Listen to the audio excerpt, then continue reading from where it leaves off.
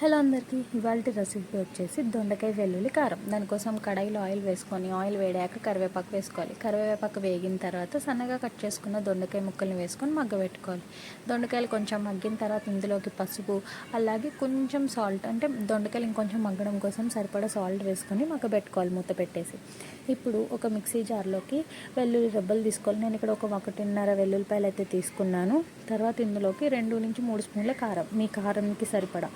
ఇందులోకి కొంచెం రాళ్ళుప్పు, అలాగే కొంచెం జీలకర్ర కూడా వేసుకొని కచ్చా పచ్చాగా గ్రైండ్ చేసుకోవాలి. ఇలా గ్రైండ్ చేసుకున్న దాన్ని పక్కన పెట్టుకోవాలండి. చూసారు, ఇలా కచ్చాపచ్చాగా అయితే గ్రైండ్ చేసుకోవాలి.